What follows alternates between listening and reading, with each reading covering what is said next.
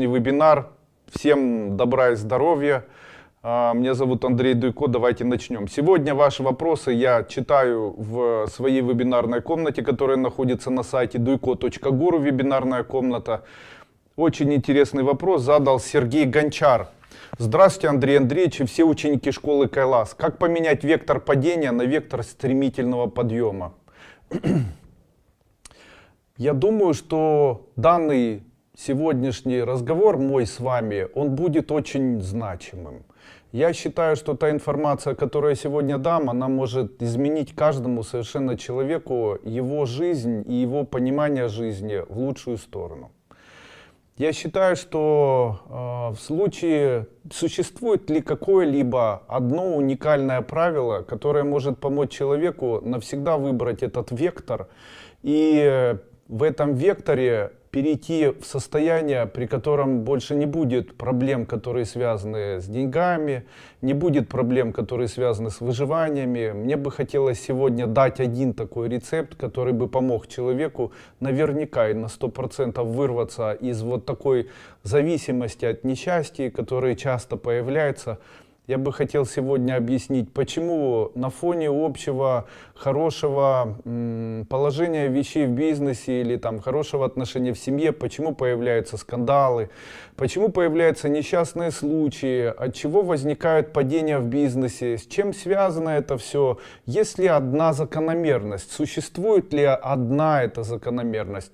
И я бы сегодня хотел об этой закономерности поговорить вместе с вами. Она существует. Зная эту закономерность, исследуя этой закономерности, человек может полностью измениться сам и полностью изменить свою судьбу. Нельзя назвать это тайной. Поверьте мне, та информация, которую я буду давать, она всегда знакома, она понятна, она близка.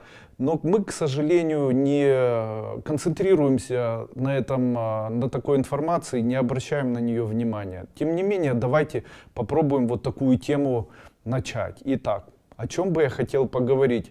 О чем-то эфемерном. Вот это что-то эфемерное, по моему пониманию, является одним из самых ключевых и важных элементов для жизни человека. Это наш путь. Зачем человек живет, в чем его предназначение, к чему он должен прийти.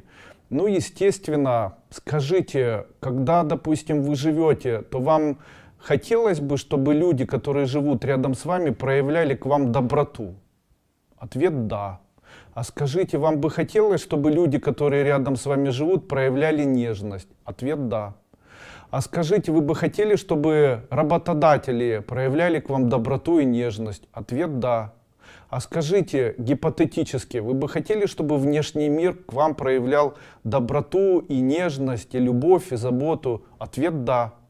Тогда скажите мне, это не обвинение, а как бы констатация факта, почему многие люди, они умудряются проявлять во внешний мир не доброту и не нежность, а грубость, вредность, желание причинить другим существам боль, и при этом ожидают, что из окружающего мира они будут получать что-либо другое. И, наверное, пришло время сказать это слово. Итак, поговорим о духовности. Что такое духовность?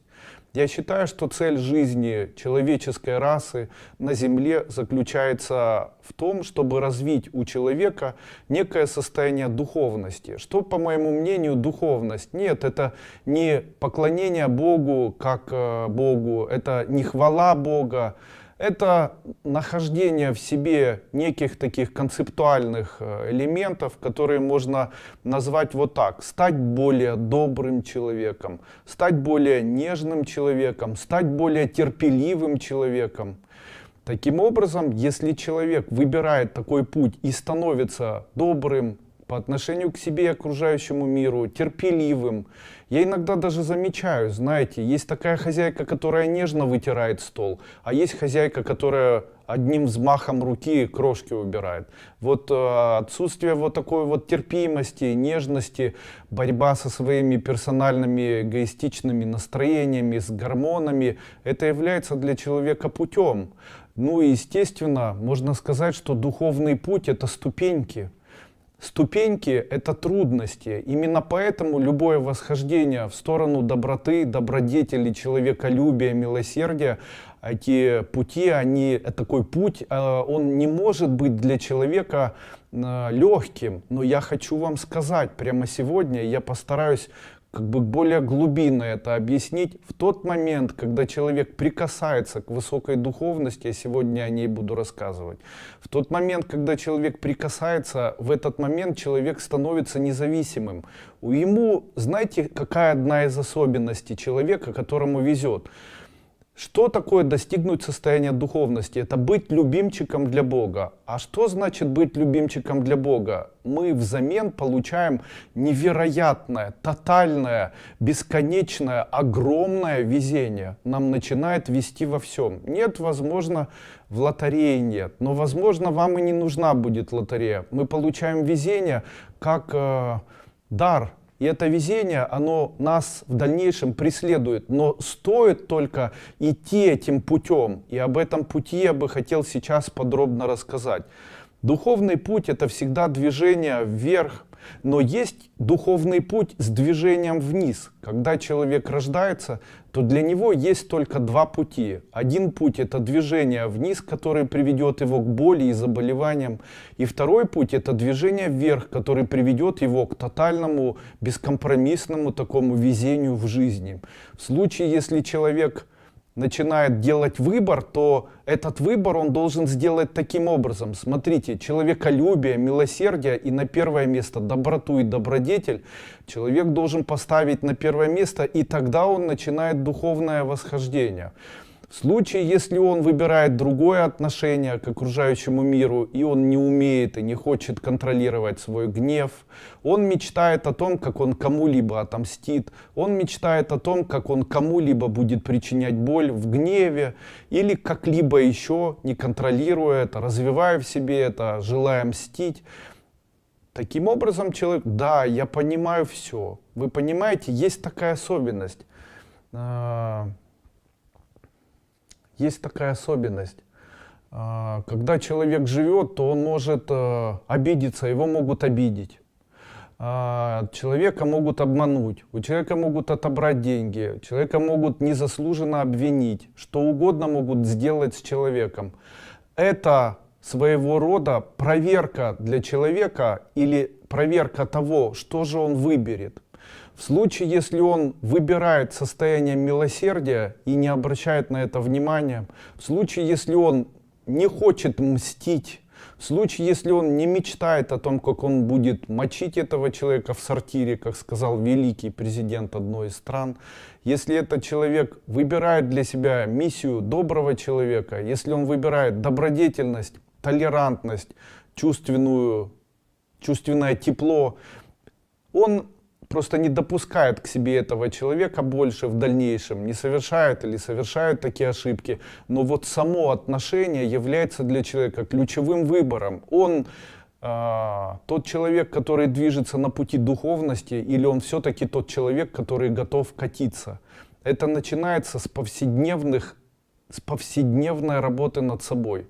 Но мы становимся золотым фондом Бога на этой земле. Мы становимся золотыми такими людьми, которые возродили в себе теплые отношения, возродили в себе любовь, возродили в себе доброту, возродили в себе радость внутреннюю. Мы, когда нас наказывают, это для нас проверка. И в случае, если человек мечтает о большем, то в случае, если его проверка свершается, и он выбирает не наказать, не обмануть, не материться, не ругаться, а выбирает другое, то есть выбирает не общаться, ничего этому человеку не делает, живет дальше, при этом не меняет своих позиций, остается при этом добрым человеком, хорошим человеком, то в дальнейшем ему в виде награды дается везение. Что такое падение? Это когда не везет, друзья мои. А что такое везение? Это когда везет во всем. Когда твой товар продается, твои знания интересные, твой бизнес расцветает, в отличие от всех остальных. И обычно завидуют люди, потому что говорят, ну почему? Что же не так в этом человеке? А в этом человеке есть только одно качество, которое отличает его от других людей. Он добр по отношению к себе, он чрезвычайно добр по отношению к тем людям, с которыми живет, он добр к своим детям, к своим родителям, и он не наказывает окружающих людей, как многие. Он этого не делает даже в чувствах, даже в желаниях, что очень часто происходит. Это происходит минимально, то есть это может быть, да пошла она. Вот есть такие люди, которые не говорят так. То есть они просто не обращают на это внимания. Как бы плохо ни было, каждая ступень, она перед достижением чего-то более широкого дает человеку возможность проверки. Почему-то любая ступень, любое восхождение — это определенный элемент проверки. Нас, как говорится, проверяют на вшивость. И в этот момент, когда нам плохо, в этот момент мы чувственно должны встать на путь божественных сил и быть, несмотря ни на что, верными своей добродетели, верными своему милосердию, верными своему добросердечию, быть такими вот людьми. Вы представляете, это в дальнейшем очень... Оно не дает силы. Просто такому человеку начинает очень вести. И мне бы хотелось, чтобы... Конечно, найдется очень много людей, которые смотрят это все, и они скажут: Андрей Андреевич, ну я добрый человек. Нет.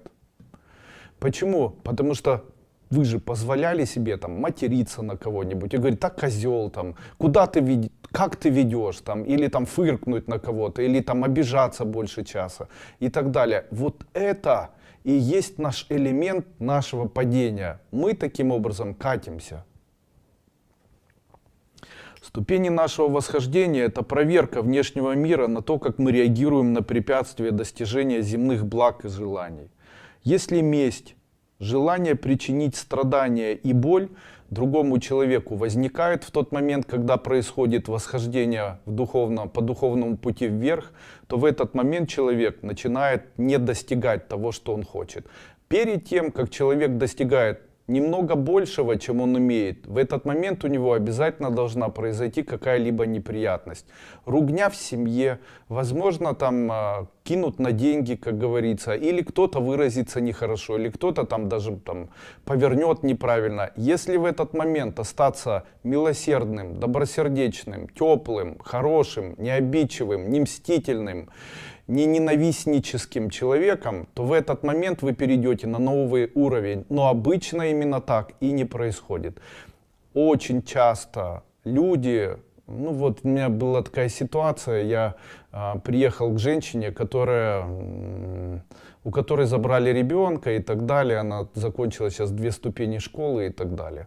И знаете, что меня поразило? Мне поразило то, что человек хам. То есть она не понимает, что своим хамством она может обижать другого человека. Она хамит себе, своим детям, мужчине, с которым живет. Она все время кого-то подкалывает.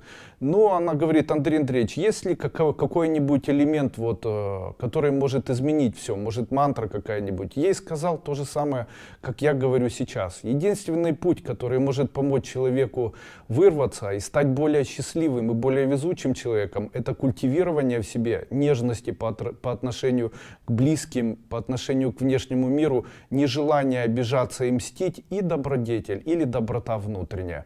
Это кажется глупостью, но если человек выбирает этот путь, то все его запросы и все его достижения, они будут реализованы.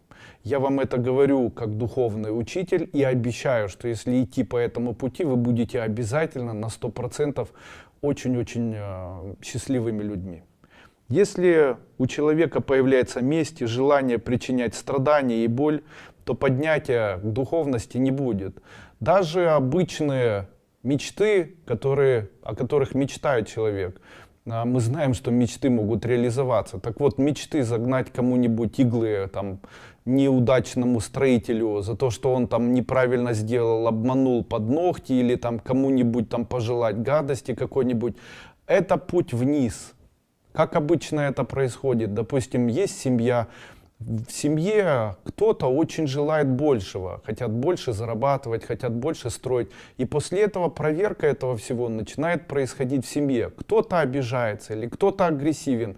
И в этот момент не нужно выяснять отношения. Даже если человек 1000 раз не прав, даже если человек на самом деле вредный или нет.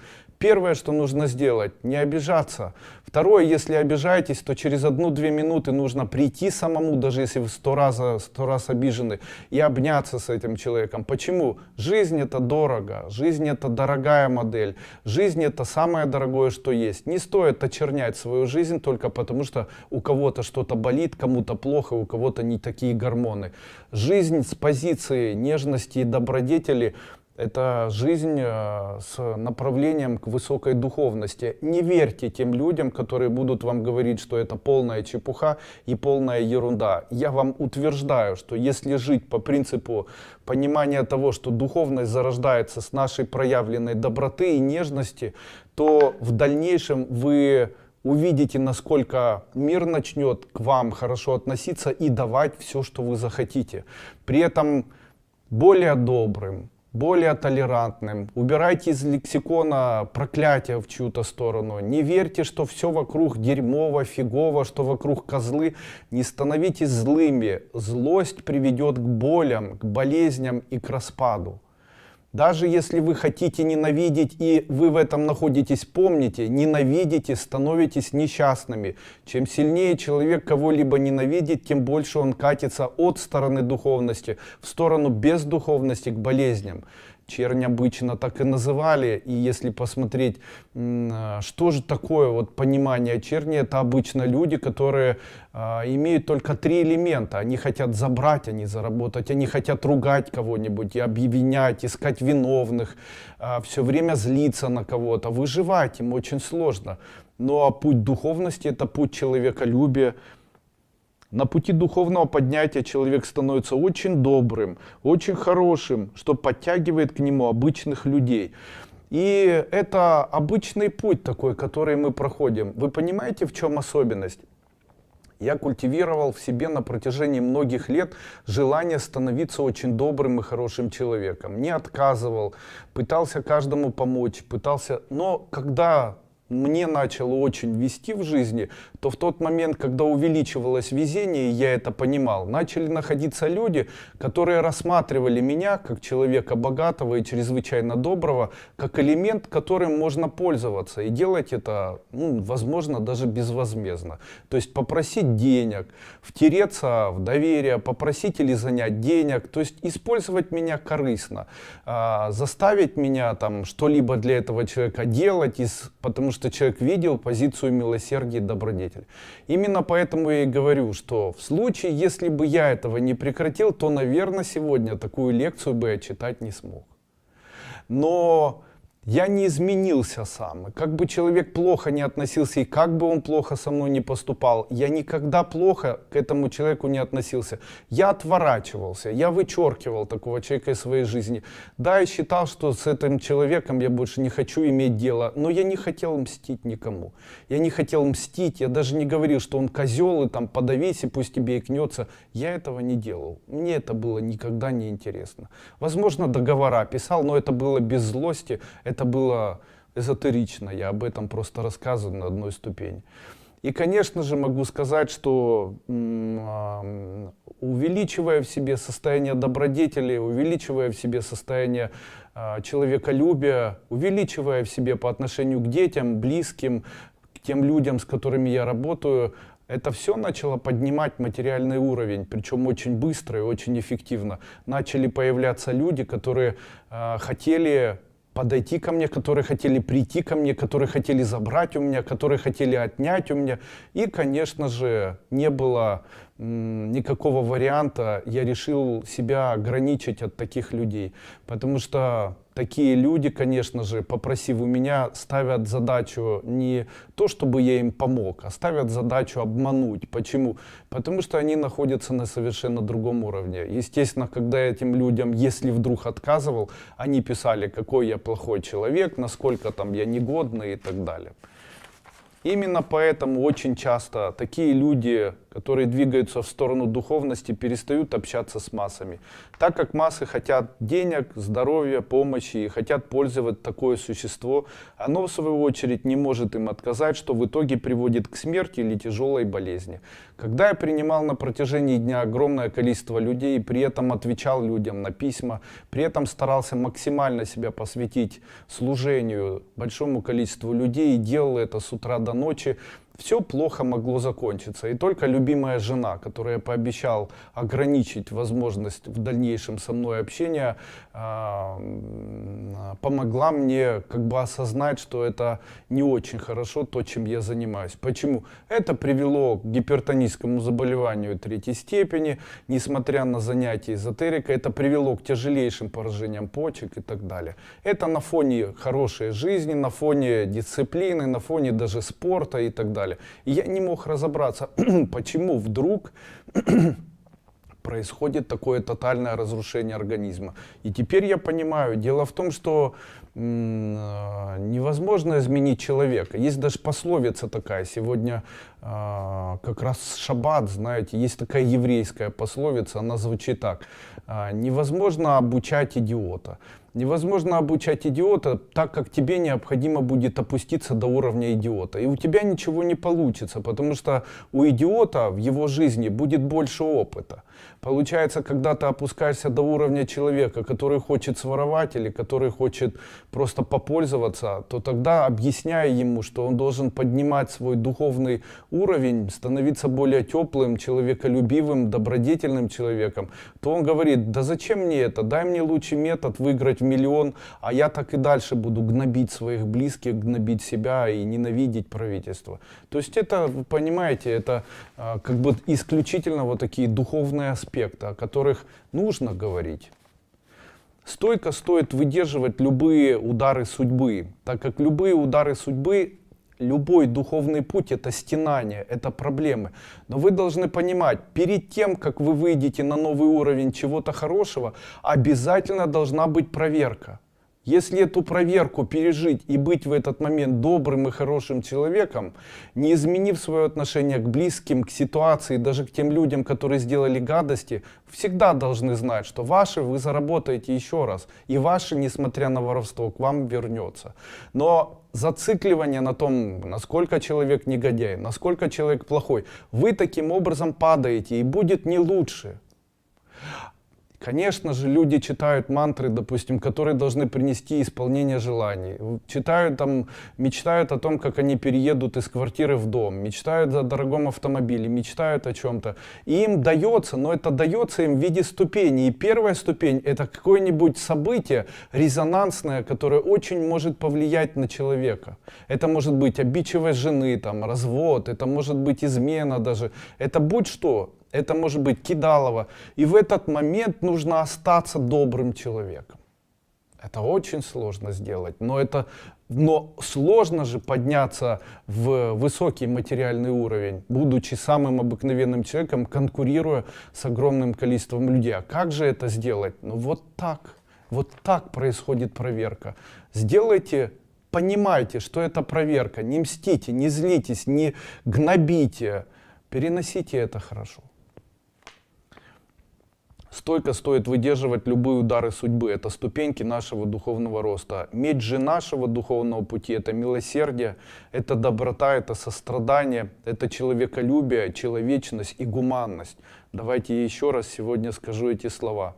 Меч же нашего духовного пути — это милосердие, доброта, сострадание, человеколюбие, человечность и гуманность. Я не говорю о том, что человек должен прямо сегодня броситься и спасать мир. Не стоит этого делать. Живите для себя, будьте человеколюбными, сострадайте близким, будьте добрыми к близким, будьте добрыми и хотите что-то сделать для близких. Не нужно прямо сегодня бежать и там спасать одноногих, однобоких и так далее, больных и там чьих-то детей и так далее. Начните с себя, начните смотреть видео, и не надо там выяснять отношения, ненавидеть, искать, кто правый, кто виноваты. Вы не опускайтесь до такого уровня. Не ищите гадость в жизни. Она и так присутствует. А зачем ее лишний раз еще и накапливать? Многие мне не поверят, и очень зря. Это самый совершенный и самый эффективный способ изменить свою судьбу. Негуманные и нервные действия — это то, что необходимо в себе найти и в дальнейшем контролировать, и игнорировать, и ни в коем случае не делать. Ненависть, а также мечты о том, какую боль вы будете доставлять тому человеку, которому вы будете мстить, однозначно всегда приведут вас или ваших близких людей к несчастному случаю и катастрофе. Вспомните прямо сейчас те моменты, когда у вас случилась катастрофа. Разбились на автомобиле, получили ожог. Что произошло перед этим? Давайте я вам скажу, что произошло. Возможно, вас кто-то обманул, возможно, вас где-то проверили, возможно, у вас что-то отобрали, возможно, что-то пропало, возможно, был скандал, и после этого это произошло. Почему произошло? Потому что человек ненавидел и желал кому-либо доставить боль и страдания. Доставляя даже в своих мыслях боль и страдания, мы в итоге приводим к тому, что сами попадаем в аварии, в катастрофы, ломаем ноги и так далее. И потом говорим, что ж такое, где же находится первопричина всего этого? Первопричина всего этого заключается только в одном. Человек во время своей жизни может двигаться только в двух направлениях. Быть добросердечным и гуманным и двигаться в сторону духовности, и быть недобросердечным и негуманным и двигаться от стороны духовности. Тут же хочется сказать, Андрей Андреевич, а как же политики, которые там себя ведут и так далее. У меня есть знакомый губернатор области в Российской Федерации. Очень длительное время он негуманно относился к людям, которых там гнобил. После этого негуманно относился к семье, бросил свою жену с сыном, имел очень много денег, нашел молодую любовницу. Итог. На сегодняшний день у этого человека 5 перенесенных инсультов. Это человек-овощ, его возят сейчас на тележечке, он ничего не понимает, имущество ему уже не приносит никакой радости и так далее. Негуманность, нечеловеколюбство — это все приводит человека, как бы он ни вертелся, однозначно к тяжелейшим болезням. И поверьте мне, при жизни человека хлопают по попе за это. То есть путь их два. Либо тебя проверяют, и ты скатываешься, либо тебя проверяют, и ты поднимаешься. Другого пути, к сожалению, не существует. А духовный путь, он непременен, так как ступени своего рода — это проверка. Почему? Это восхождение. Но у нас же нет восхождения души, у нас же нет восхождения нашей жизни. Поэтому таким восхождением, такими ступеньками являются наши неприятности, наши отношения к этому миру, наши отношения к людям. Если бы человек развивал в себе то, о чем я сказал, то это бы дало свои плоды. Зачем человеку боль и стенание? Это проверка при выборе пути, в котором мы двигаемся. Ненавидя, мы падаем. Остаемся человеком, вырастаем. Зависть, ненависть, злость — это все, что помогает человеку быстро скатиться. Это нужно в себе взращивать и ставить на первое место.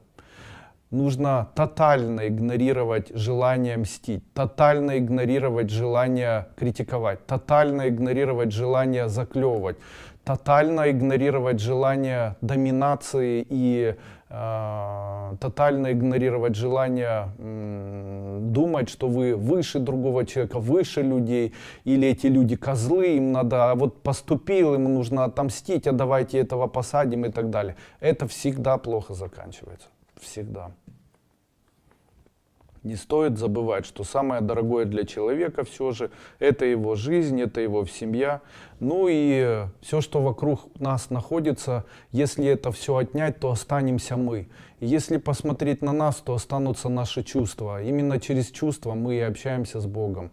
Таким образом, события, которые создает Бог для нас, могут заставить нас проверить нас на наличие в нас же добродетели, наличие в нас же состояния, при котором мы можем смело, твердо оставаться человеколюбивыми, высокодуховными существами, или упасть до уровня окружающего мира и начать становиться людьми критикующими, ненавидящими, ругающимися, злящимися, не проявляющимися доброту и нежность ни к себе, ни к близким, ни к окружающему миру. И после этого уповающие на то, что что-то в вашей жизни должно быть, и оно должно идти прямо в хорошую и лучшую сторону. Лена, Андрей Андреевич, я часто нахожусь в обществе, где любят осуждать. Ну и что? Смотреть всякие ужастики. Ну и что? Я делаю вид, что тоже этим интересуюсь, ведь не могу уйти. При чем тут кино? На самом деле мне это не нравится. Я поддакиваю, чтобы как-то поддержать общение. Нет. Здесь не идет речь о том, что нужно не смотреть что-либо. Здесь, скорее всего, идет речь о поступках. О поступках коммуникации, о поступках, я же говорю, самое сложное в духовном росте — это действия, которые совершает человек. Вот смотрите, я же говорил, есть хозяйка, которая нервно со стола уберет, а есть хозяйка, которая тепло уберет, понимаете? Вот та, которая тепло уберет, у нее стол всегда, с него не переведется пища. Я смотрел недавно 2 программы. Одна индусская женщина готовит для детей, а вторая китайская женщина готовит. Та, которая китайка, она так прямо все с любовью и чикает эти фрукты, овощи, там мешает, так у нее все красиво, она оформляет красиво. И у нее хорошая жизнь. А та, которая индусская, у нее плохая жизнь, по ней видно, потому что у нее артриты, там, больной позвоночник, циститы и так далее. И это связано с тем, что ей надоело, она ненавидит то, что она делает, она ненавидит, для кого она делает, она людей этих, она придумала для себя, что ее путь благороден, и она ему свято верит, но при этом она же ненавидит этих голодранцев, которые приходят и для которых она готовит эту пищу. Спасибо вам за все. Если сделать просад, можешь задать вопрос о замужестве? Пожалуйста, есть ли эзотерический способ повлиять на нетрадиционные отношения? Есть такой способ. Этот способ заключается в том, чтобы каждый день женщину представлять сначала красной разогретой, и после этого с оболочкой серебристой, и после этого вокруг нее синей. Если каждый день так представлять, то она станет вновь традиционной. Для этого необходима большая психическая энергия. Подскажите, как хорошо, что в школе Кайлас. Так можно и не заметить, как стать чернью. Нет. Давайте мы не будем использовать данные слова. Дело в том, что у меня не стоит задача кого-либо очернить или осквернить. Я не считаю, что человек, который ругается, который живет и ругается в семье, который не может уследить за своими эмоциями, который там вредничает и так далее, является плохим человеком. Вы, наверное, неправильно поняли. Я не считаю такого человека плохим. Я считаю такого человека, он такой же, как я. Просто вы понимаете, у всех свой уровень. У одного есть желание развиваться и идти по духовному возрождению пути. Давайте гипотетически на сегодняшний день рассмотрим общий социум, который есть. Смотрите, социум привык ругаться. Социум кричит на своих детей, там, родители, и это коммуникация родителей и детей. Да, там правильно поступают, неправильно. В социуме даже принято материться и проклинать. Знаете, там я ехал в машине несколько дней назад с чужим человеком, и он начал обсуждать, какие козлы. И вот эти козлы здесь не поставили, эти гондоны, извиняюсь за слова, повороты не включают, и вот бы его догнать, ему в морду дать и так далее. То есть вы представляете, его желание отомстить. Можно ли сказать, что это у него плохое желание? Ну, вы знаете, он в большинстве своем прав. Да, он в большинстве своем прав, но путь духовности не позволяет наказывать даже морально других людей.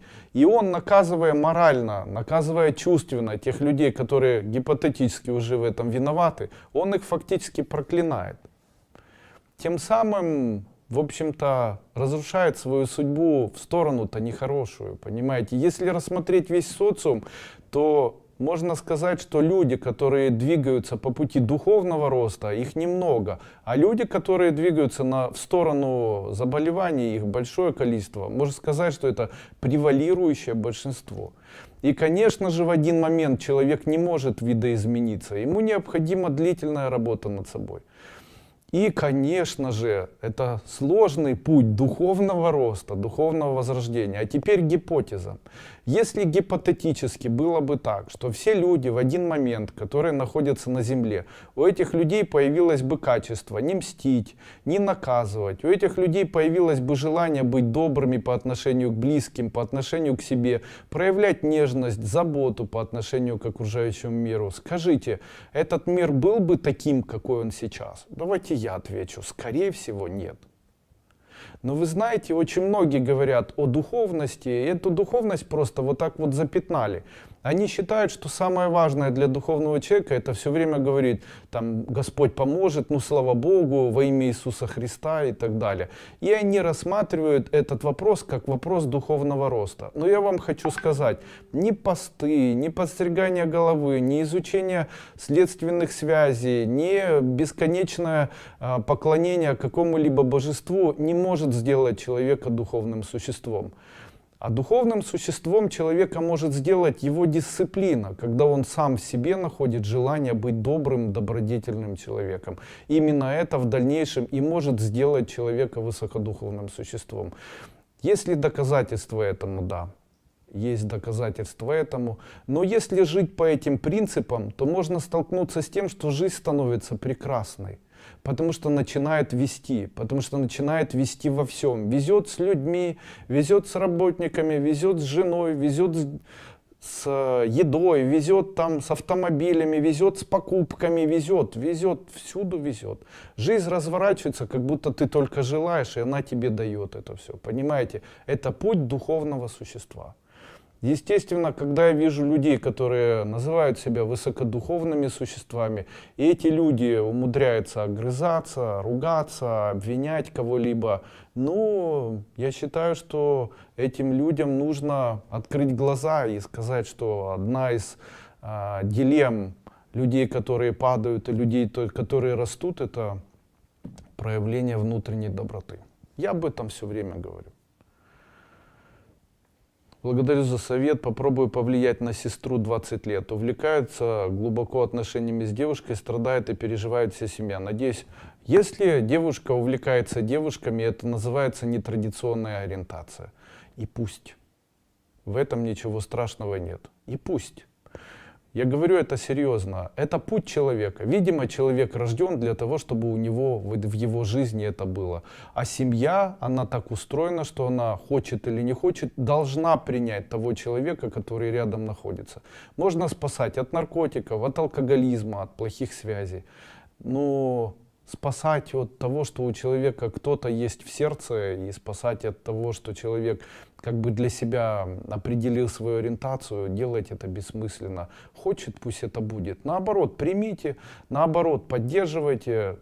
Знаете, есть же дети, которые рождаются с одним глазом, с одной рукой. Есть дети, которые рождаются с атовизмами, а есть с патологиями развития. Но от них же дети не отказываются, их не сдают. Ну, в большинстве своем они заслуживают такое же отношение, как к остальным детям. И, конечно же, то же самое происходит и в этом случае. Ведь сейчас же доказано, что наукой доказано, что нетрадиционное отношение человека к другому человеку — это генетический атовизм. То есть что-то такое нарушается в геноме или в прогеноме, я в этом не особо разбираюсь. И у человека появляется вот такая тяга. Да, она может очень часто сама по себе проявиться. Это не обязательно воспитание, это не обязательно просматривание каких-то фильмов, как нам пытаются доказать. Это может быть естественно. Это есть и у животных. Вы представляете, есть животные, которые могут быть гомосексуалистами, и есть животные, которые склонны к этому. Это доказывает, что это такая же аномалия, как у... Если это аномалия, то это болезнь, даже генетическая, как муковисцидоз. Просто мне непонятно, почему проводятся парады, там, гей-парады. Я объясню, почему я противник. Я противник, потому что в случае, если гей-заболевание, это заболевание генетическое, вылечить его нельзя, но это все же является заболеванием, то зачем заболеванием кичиться? Ведь в случае, если есть же другие заболевания, допустим, муковисцидоз, есть заболевания детей, рожденных там, с ДЦП, есть заболевания, допустим, там дебилизм, или заболевание шизофрения. Это что теперь делать парады одноногих или шизофреников, или парады детей, у которых недоразвитость развития? Это же некрасиво. Я согласен с этим, что это некрасиво. Давайте не кичиться болячками и не говорить, что вот пусть весь мир посмотрит, что мы не боимся своих болезней. Ну так какая разница? Это такая же болезнь, как, допустим, у человека, который, я понимаю, там наркотики, это заболевания, которые можно вылечить. Но такие заболевания их вылечить нельзя. Ну хотите, там, делайте это, но не обязательно же об этом трубить. Не трубят же ДЦПшные, не трубят психически больные. Евгений Игнатович. Здравствуйте, Андрей Андреевич. Можете еще раз привести пример доверия человека к Богу? Очень хочется глубоко понять данную тему. С уважением, ученик школы. А вы плавно проходите мои ступени, от 1 до 6 обновленные. Вот эти вот все элементы доверия Богу и так далее, это все раскрывается очень плавно до 6 ступени. И как бы квинтэссенция широко так мною рассказывается, этот весь механизм на 6 ступени. Дело в том, что у меня есть правда что сказать, но я, к сожалению, не готов, ну и не особо хочу делать это в открытом виде, вот в таких вебинарах. К сожалению, я не могу сейчас ответить на этот вопрос и объясню даже почему. Возможно, это обидит верующих людей. То есть я стараюсь все-таки быть толерантным по отношению и к вере другой, или там, к разным верам и так далее. Ну и из-за этого сейчас я не могу об этом говорить. Анатолий Надольский. Здравствуйте, ученик ступени 43-го МК. Скажите, есть ли какие-то обязательные свадебные рекомендации и обряды для счастливого брака? У нас недавно была ситуация. Я готовил еду, шурпу, и вот эта кастрюлька, в которой готовилась на открытом огне, она с одной стороны зацепилась. А я как человек горячий такой, импульсивный в жизни, хоть это и не видно, наверное, через экран, обычно делаю все быстро, очень дисциплинированный такой человек, и дернул эту кастрюлю, и она мне ошпарила ногу и там правое колено. Ну и там все это подлечили, там на 3-й день забыли, но оно же болит. Ну и вот в таком состоянии боли я сидел вечером, обезболивающее не принял. И моя женщина ко мне подошла, и я ей там что-то... Знаете, самые близкие люди обычно самые несчастные, потому что у мужчин гормон может быть, а женщина от этого страдает. Ну и там как-то фыркнул. Она сразу же там пошла, стала где-то там готовит еду и так далее. Это длилось ровно 10 секунд. Я тут же встал, подошел ее, обнял, поцеловал и так далее. Почему? Это очень важно. Если у вас во время ваших отношений вы находите после любой ссоры, вы на протяжении 1 секунды, 10 секунд или 50 секунд находите возможность друг друга обнимать и целовать, то ваша жизнь будет замечательной, долгой и очень хорошей. Если вам нравится обижаться, вообще не женитесь. Если вы тот человек, который может обижаться месяцами, у вас нарушена ДНК. Вам надо какую-то прививку, знаете, делать, чтобы вы были более добрыми людьми. Человек, который обижается на другого человека, он безнравственен. Даже если он 100 раз прав. Это безнравственно, бесчеловечно и очень гадко. Я считаю, что люди обидчивые — это люди, которые разрушают жизнь себе и кармически своим детям. В вас есть это качество, знайте, с этим качеством быть богатыми людьми невозможно. Дочка много слушает через наушники, от этого может быть проблемы с ушами? Не может быть. Надежда Калашникова. Большое спасибо за школу жизни. Жизнь меняется в лучшую сторону. Понимаю, что не по теме сегодня. Хочу задать вопрос по морским курсам. В этом году морского курса не будет. Приезжайте на морской курс в Одессу. Море, солнце, пляж, у нас все есть. Морских курсов не будет. Я заменяю морские курсы на марафоны. Приходите на марафоны и будем вместе эти марафоны проходить. А как там будет дальше, разберемся. Как держать себя под контролем, если сорвался, что делать? Вот накричал на кого-то подчиненного, осознаешь, что так нельзя, сорвался, что делать? Ну, первое, что необходимо делать, не казнить себя. Второе, не проклинать дальше этого человека, то есть не говорить, я ему отомщу, и не создавать для этого действия.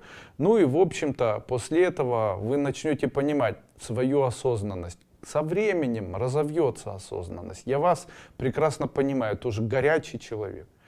Помогите разобраться, верна ли концепция бессмертия разума и одновременного существования во Вселенной времени и пространства всех жизней человека. Ведь это исключает сам выбор человеком его духовного, его поступков на пути духовного развития.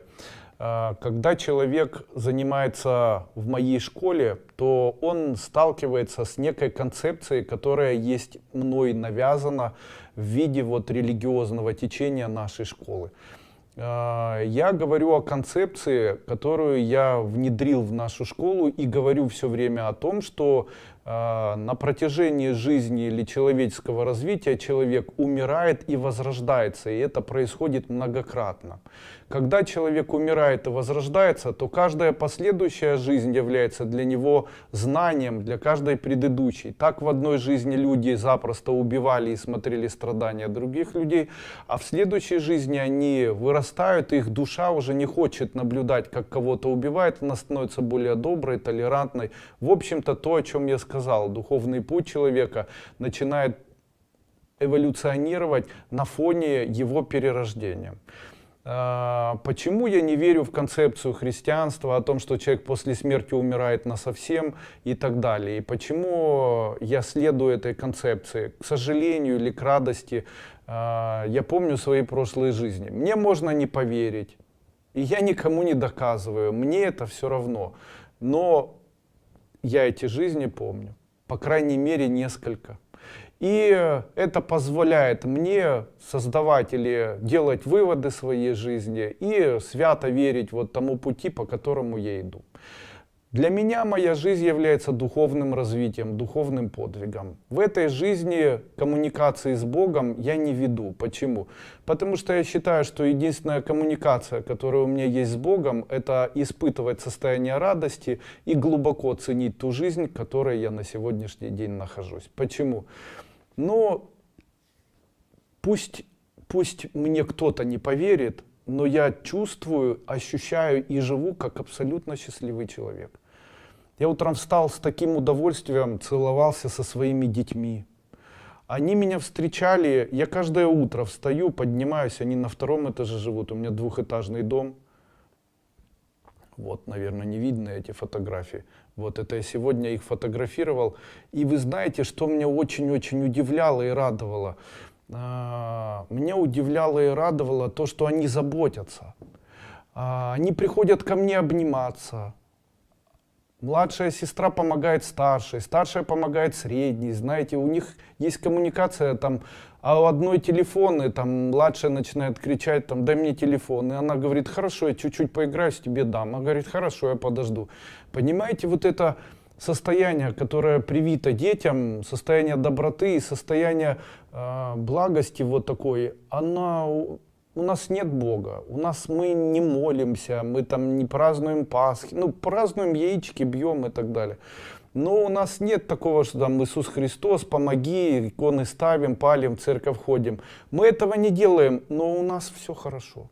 У меня нет идеи убивать других людей. Я не гуляю по другим женщинам, так как я люблю свою женщину. И для меня это оскорбительно, потому что я понимаю, что моя жена ждет меня, что она терпит мои выходки, что она всю жизнь свою посвятила мне, детям, и, в общем-то, требует, ну не требует, наверное, а у меня морально такое же создается сознание, что я должен быть таким же человеком, как она. То есть я, возможно, бездуховное существо, столкнулся со своей женой, которая развита духовно, и уже не смог жить по-другому. Для меня это было очень важным. Я вижу эту доброту, я вижу проявление, и вижу, как все дышит и прямо желает давать, понимаете, только бери. И, конечно, когда я вот так вот живу, мы все вместе находим возможности взаимопонимания, поддержки друг друга, обнимаемся, никто ни на кого не орет, не выясняем отношения.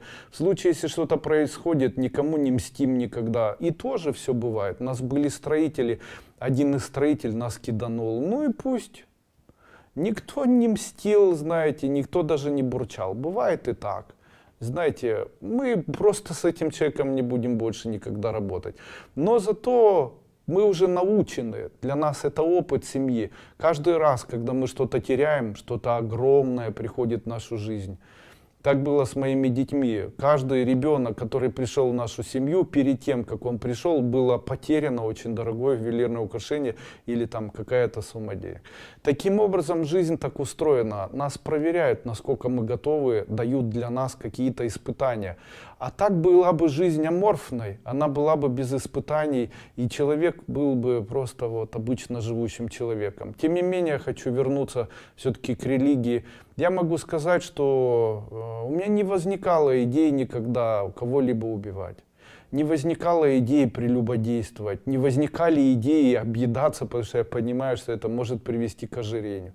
Не возникали идеи, которые описаны там, в Библии или еще где-либо в других. Я не копаюсь в прошлом, поэтому для меня причинно-следственная связь, она не такая значительная. Я ценю свою жизнь. Я считаю, что жизнь — это драгоценность. Если забрать материально, если забрать все у человека, то будет его жизнь, и она самая дорогая. И хочется ее прожить в доброте, в тепле, в милосердии, в радости и так далее. Какие я практики делаю? Я часто улыбаюсь. Встречая близких, встречая не близких, я всегда улыбаюсь. Я стараюсь не хвастаться, хоть это сложно. Я стараюсь быть чаще с близкими, я стараюсь там, гладить по руке, обнимать дочерей, делать близким подарки. Я стараюсь это делать, потому что не хочу ничего взамен. Почему? А нечего хотеть, потому что они все дают и так. А что не дают, я сам беру. То есть это такая вот особенность жизни. Знаете, что мне еще нужно? Там, чтобы Бог давал, я буду ему молиться, и тогда тогда я после смерти попаду в рай или еще куда-то. Так я перерождаюсь, я это точно знаю. Там, надеюсь, я не обижаю христиан и так далее. У вас есть концепция своя, пожалуйста. Знаете, веру доказать невозможно, в нее можно либо довериться и верить, либо не верить и не доверять. Скажите, когда мы приходим на кладбище, видят наши родственники нас сверху? Нет, не видят. После смерти человек перерождается. Поэтому нет там никаких родственников. А если есть, это плохо, потому что они становятся гневными духами и, видимо, дали какие-либо обещания или как-то навредили, пока это не исполнится. Какая цель перерождения? Сделать человека высокодуховным существом. Проходите ступени, я все об этом рассказываю. Добрый вечер, Андрей Андреевич. Вот как же соблюдать спокойствие, если соседи начинают свое строительство с того, что начали отсыпать свой участок выше уже жилых домов, да и свой забор поднимают выше уровня, а мы на разных уровнях находимся, мои дорогие друзья. И вы сейчас мне описываете ситуацию, и вы уже искренне ненавидите. Вы хотите всю жизнь прожить в этой квартире и быть несчастным человеком. Они для вас ваши персональные тираны, они вас мучают. И это ваша проверка и всех людей. Кто ее не вынесет, тот скатится и будет вечно страдать. А вы не обращайте внимания, говорите, вот молодцы. Зато их дом будет самый высокий. Вот если бы вы заняли эту позицию и ее достойно перешли, а не раскручивали, мечтая, как же вы там отомстите и как их накажете, то тогда все было бы по-другому. Вы то, что я рассказал до этого, не можете услышать. Я это понимаю, потому что многие люди, к сожалению, не понимают уровней этих. Но если бы они гипотетически, я еще раз вам должен прочитать. Стойко стоит выдерживать любые удары судьбы. Это же ступеньки нашего духовного роста. Медь же нашего духовного пути — это милосердие, доброта, сострадание, человеколюбие, человечность и гуманность. Вот.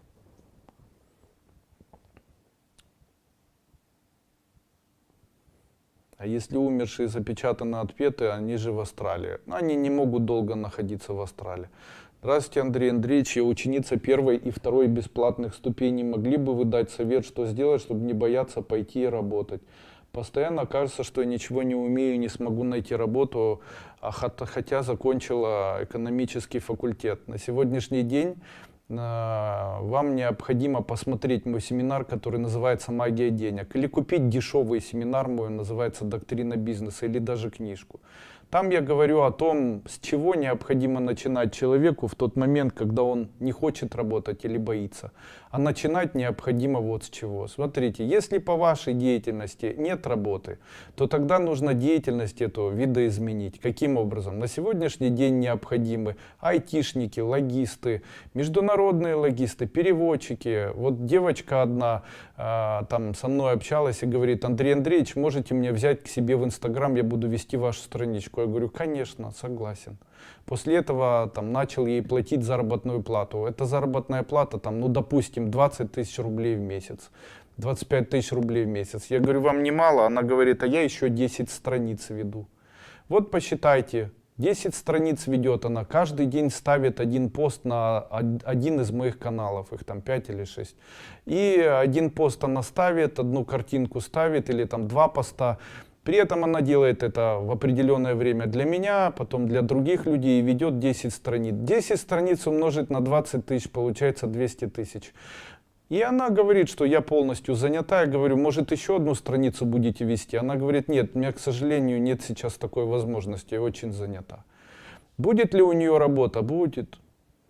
Будет. Зачем устраиваться на работу? Сейчас же можно на кнопки уже нажимать. Что такое? Ну ладно, все-таки вернемся к концепции нашей школы. Итак, концепция нашей школы звучит так. Если человек боится, то что он должен сделать? Я рассказываю, при этом рассказываю еще и на бесплатной первой ступени, которую вы просмотрели. Я всегда говорил о том, что рост человека в состоянии удовлетворения своей жизнью, он заключается только в том случае, если человек переступает свои собственные персональные страхи. Каким образом? Он действует. Поэтому страшно нырнуть — нырни. Страшно что-то сделать — сделай. Вот так. А там вы уже надумали, знаете, у меня ничего не получится и так далее. Да, все равно. Здравствуйте, Андрей Андреевич. Если жить и работать возле кладбища, влияет ли это как-то на человека? Никак не влияет. Спасибо за все. Если жить и работать возле... Сегодняшний вебинар «Бальзам на раны». Такая радость, нежность, страстность и вера.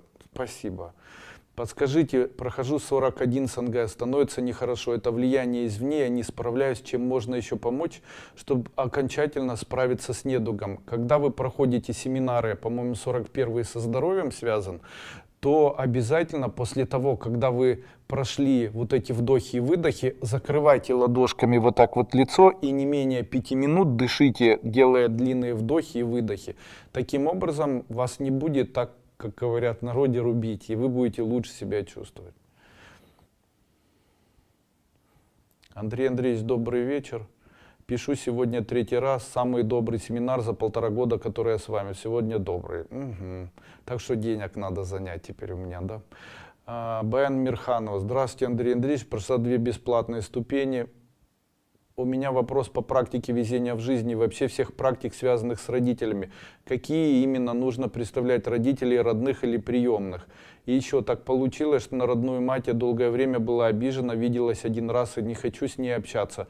На сегодняшний день я все практики, которые связаны с родней, убрал. Я считаю это плохо.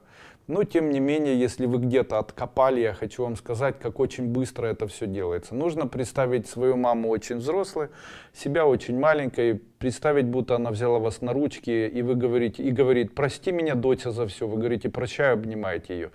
И потом точно так же представить на коленях у отца. И он говорит: прости меня, доча, за все. И вы говорите: я тебя прощаю, обнимаете. И на этом практика заканчивается. Делается она один раз в неделю, делается 10 раз в год. И после этого ваше отношение к родителям изменяется. Также могу сказать, что в случае, если женщина плохо относится к отцу, то, скорее всего, в жизни она будет испытывать материальные затруднения. В случае, если она плохо относится к своей маме, то, скорее всего, будет плохо к ней относиться муж. И именно поэтому очень часто зятья совершают очень плохие ошибки. Они начинают плохо относиться к своим тещам. То есть они начинают тещ затравливать, начинают там своей жене говорить, какая там твоя мама плохая и там еще что-то, что-либо, что в дальнейшем приводит к тому, что сам же мужчина, ему перестает нравиться его жена, и он не может найти следственную связь того, что именно он виноват тому, что его жена становится некрасивой. Почему?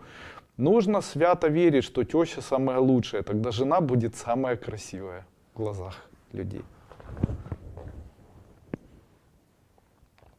Скажите, можно ли носить обручальное кольцо после развода? Да.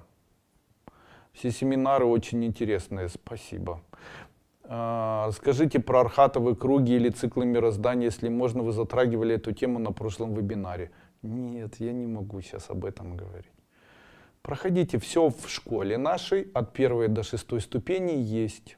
Поэтому все проходите, и все станет понятным на свои места. Проходите только платные семинары.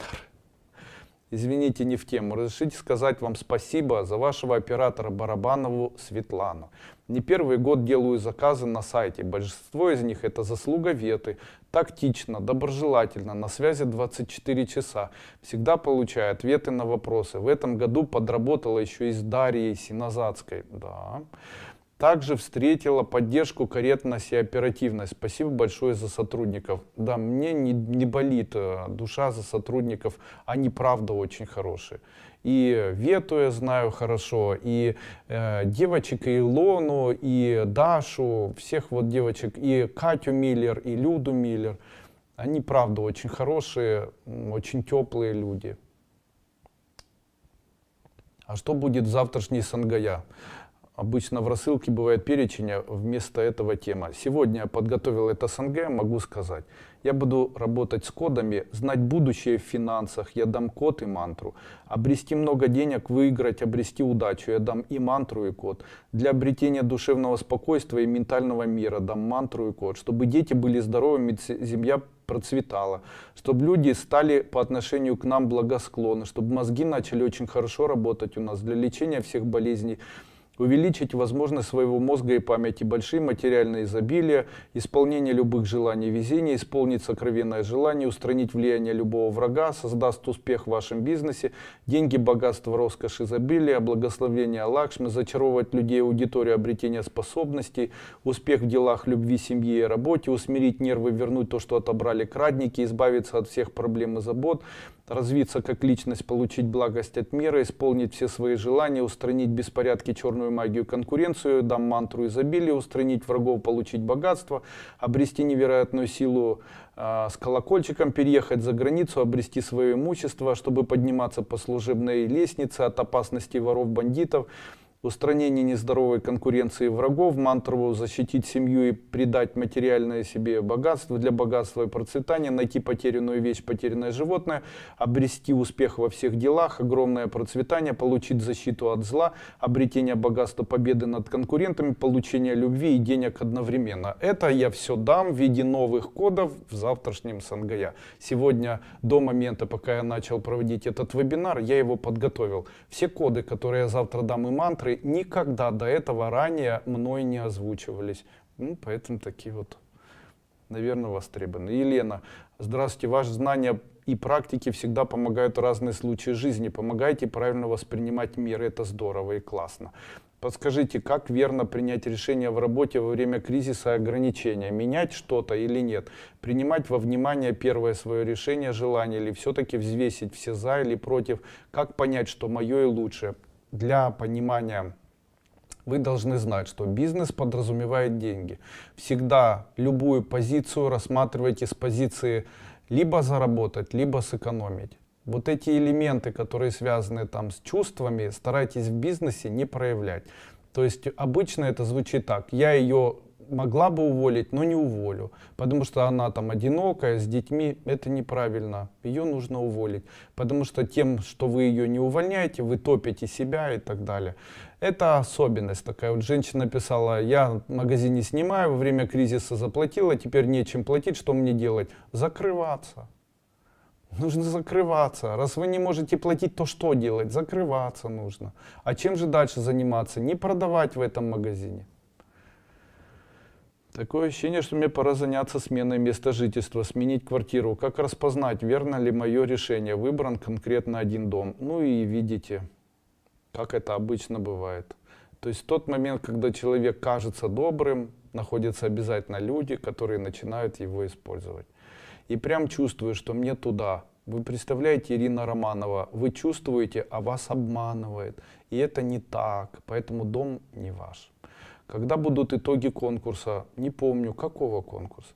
Присутствует всегда желание всем помочь, решить чьи-то вопросы. Это хорошо? Нет, это плохо.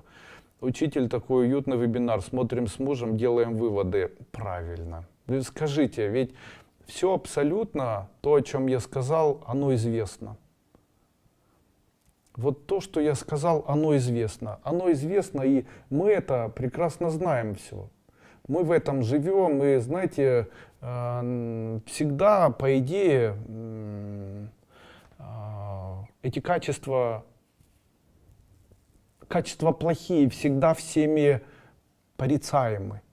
Но раз они плохие, всеми порицаются, то почему люди их используют, эти качества? И это понятно. В них воспитывают тенденцию и делают это через фильмы, через какие-либо программы, где их воспитывают так поступать. Воспитывают там вредничать, воспитывают критиковать, воспитывают проявлять свою агрессивность, воспитывают там наказывать. Их воспитывают делать это. Почему? Сами при этом живут не так. Почему? А я общаюсь с такими людьми. Приезжаешь, и дома такие друг друга обожают, и за ножки держат, и там целуются, и деток этих обожают, и прямо там не к чему приложить. Но обычно такие люди между собой и людьми ставят прослойку людей других. То есть, допустим, я бизнесом большим занимаюсь, то я сам им не управляю. Оставлю человека, который может иметь любые качества, а я так дальше остаюсь добрым, хорошим. Там. Семья является бензином, который весь бизнес поднимает. Очень часто люди, которые не заводят себе семью и нет у них семьи, у них не получается зарабатывать деньги. Опять-таки, есть люди, которые хорошо относятся к близким, но очень нехорошо относятся к неблизким. Это тоже такая проблема. Вот у меня была знакомая, у нее семья, и она очень хорошо относилась к детям своим, ну, относится. Но очень плохо относилась к людям, которые жили вокруг нее в миру. То есть ей там неприятно было, она фыркала, считала, что эти там ублюдки, эти дебилы, там что-то от нее хотели. И это не давало ее семье быть материально обеспеченными. Так и не могла она вырваться из этого всего. Почему рядом со мной у людей начинает все получаться? Почему вот после морских курсов все это там изменяется? Потому что приезжают, и первое, с чем сталкиваются, это моя доброта. То есть я добрый человек.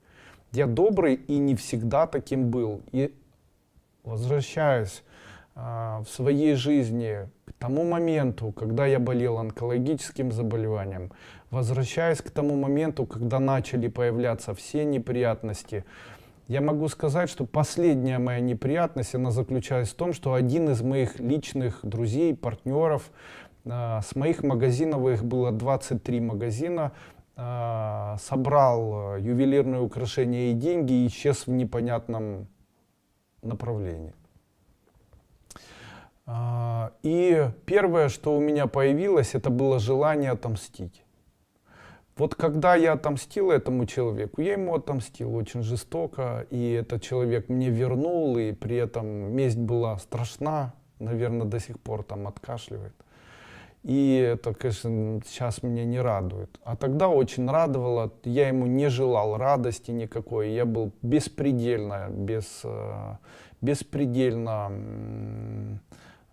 четко понимал, что я именно так должен сделать. Чем это все закончилось? Я остался без этого бизнеса, деньги свои я не вернул, деньги эти как бы откупом пошли, но после этого я начал тяжело болеть. Почему? Нельзя было мстить мне. Нельзя, нехорошо это было. Вообще нельзя мстить людям. Нужно ли было подарить? Нет, он бы сам отдал. Ваша ученица, как возможно оставить соседку, не скрывающую колдовство, на мой дом?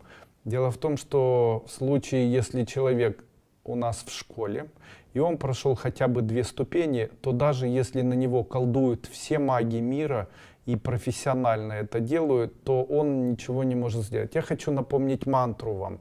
Она же очень знаменитая, ее очень практикуют в Индии. Это мантра Ом Бхур Бхувах Сваха Татсавитур Вареньям Баргодова Сидимахидию Напрочудаят. В этой мантре есть слово, которое вы знаете, которое я даю в нашей школе эзотерической. Это слово «савитур». Вообще, она имеет перевод. Один перевод, он синтеистический, то есть каждое слово переведено.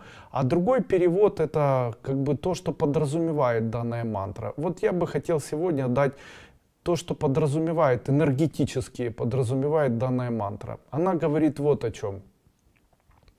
Пусть во мне появится божественное солнце доброты, радости и нежности. И пусть это солнце греет всех людей, кто меня любит. И пусть в этих лучах греются люди, которые меня любят, и пусть сгорают все враги, которые меня ненавидят. Так же происходит с человеком. Становитесь солнцем. Я говорю это серьезно. Становитесь солнцем, и тогда никакое зло к вам не прилепнет. Тогда вы своим сиянием спалите любое зло. Потому что все враги в вашем сиянии просто сгорят. Но все близкие в вашем сиянии всегда будут счастливыми. И им будет вести, потому что, будучи солнцем, ты греешь тех людей, которые находятся рядом с собой. А как это сделать, я сегодня вам объяснил. Ну и на этом все. С вами был Андрей Дуйко. Надеюсь, вам семинар этот был сегодня, вам понравился. Но не заканчивайте сейчас. Обязательно перейдите на YouTube трансляцию данного вебинара. И если вам данный вебинар понравился, не забудьте подписаться на мой канал, раз.